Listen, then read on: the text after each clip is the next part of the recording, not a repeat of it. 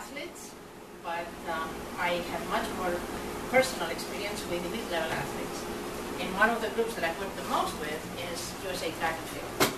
And I've traveled with them to the Olympics, the World Championships as a sports psychologist with the team. And so I know that world better, but that, I am very interested in many other aspects of sport and exercise. And what is it that it does for people? And so I was thinking about the group that you have, the group you work with, and one of the first things that I thought about is something that we have seen also in like exercise for populations like people with who are HIV positive, for example. One of the things that we have seen is that exercise helps the immune system, but the mechanisms by which it does it are not all that clear. And sometimes one of them, we think it is because, and that's a quote from some of the participants saying, well, this is a normal, healthy activity. And after living a life where all of the things have to do with your problem, all of a sudden having an activity that is what healthy people do, not even everybody does it, only people who are a little bit above the average. And all of a sudden, this is something that you do, and you stop being defined by the problem, HIV in that case. And so I thought, I wonder how much that also may apply to the people you work with, that a lot of things around them are about the fact that, well, you have difficult circumstances in life, or you may be homeless, or you are addicted to alcohol, or whatever. But a lot circles around what is wrong, what are the problems. And all of a sudden, you have an activity here that is an activity that healthy people do. And again, not just average people, people who have something extra. And so I think it starts giving a little bit of a piece of the identity, that the person is no longer defined by all of those negative things. And all of a sudden, this I am a runner. This is actually a very nice piece. And it's something that is also controllable by them. I can do this no matter even if you don't like it. I can run no matter what. Once I start this is something that I can do.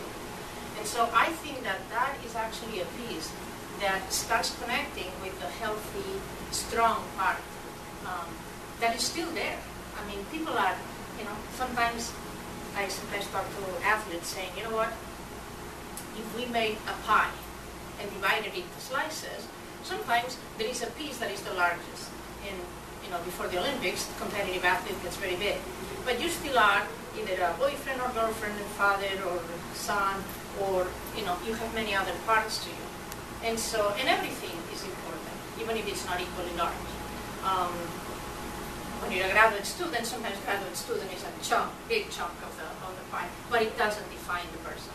And people who have a very difficult situation, being an addict cannot be the description of anybody's identity. It is a chunk. But the person is larger than that. There is a piece of it, that's that. But there are many other pieces. And some of them don't get a lot of chances to show up, because the outside defines the people as well. And so, this one has a social response. When people say, well, yeah, I run, or, I ask Randy, have they entered any races? And yeah, some 10Ks. Well, not everybody has run 10Ks or 10 miles. But if you say 10 miles, because I ran a 10K once.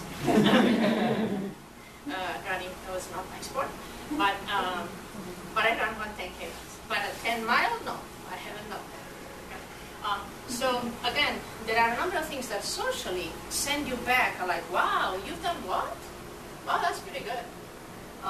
And so there is a social impact. There is that internal impact, my self-definition. Who am I? I am someone who's capable of doing those things that are healthy. Maybe there is more. But also, I don't know if that's the case for you or only for the bad runners like me. But the first half mile, I think I always wanted to stop. It's like, it is the hardest. Once you get the rhythm, then you can keep going. But that first part is like, why am I doing this? Somebody remind me. Okay? And so every day you run is an exercise in self-strength and self-control. Because there is a part of you that says, I'm quitting, right now I'm stopping, it'd be so nice. And you don't do it, and you keep running. And every time you do that, you strengthen that piece of yourself, and you know that that's then that you've done it. And if some days you stop, but other days, many days you don't. Running in the winter here in Chicago, that in itself should be in the newspapers. Right? So there are a lot of things that, those are real things that